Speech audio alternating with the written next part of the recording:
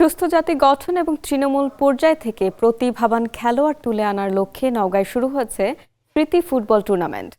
গতকাল বিকেলে রামরায়পুর দিঘিরপাড়া হাইস্কুল মাঠে ৮টি দলের অংশগ্রহণে এই টুর্নামেন্টের উদ্বোধন করা হয়। উদ্বোধনী খেলায় মুখোমুখি হয় চাঁপাইনবাবগঞ্জ ও সৈয়দপুর জেলা দল। যুব সমাজকে মাদক মুক্ত রেখে খেলাধুলার প্রতি আগ্রহী করে তুলতেই এই আয়োজন।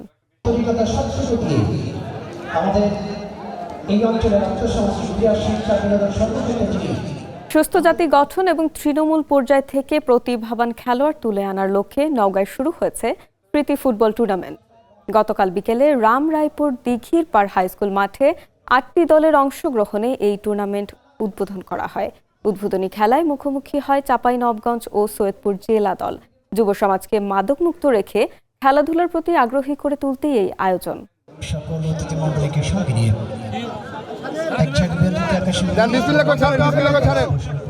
গতকাল বিকেলে উদ্বোধনী অনুষ্ঠানে প্রধান অতিথি ছিলেন নওগাঁ ৫ সদর আসনের সংসদ সদস্য মোহাম্মদ জাহিদুল ইসলাম ভুলু। আয়োজকরা বলেন, সুস্থ জাতি গঠন এবং তৃণমূল পর্যায়ে খেলোয়াড় গড়ে তোলার লক্ষ্যে এই টুর্নামেন্টের আয়োজন করা হয়েছে। এতে মোট ৮টি ফুটবল দল অংশ নিয়েছে।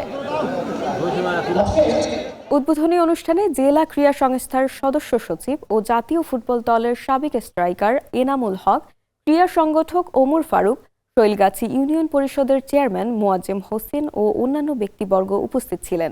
প্রধান অতিথির বক্তব্যে সংসদ সদস্য যুব সমাজকে খেলাধুলার প্রতি আগ্রহী হওয়ার আহ্বান জানিয়ে বলেন, বর্তমান সরকার তৃণমূল পর্যায়ে খেলোয়াড় গড়ে তোলার লক্ষ্য নিয়ে কাজ করছে।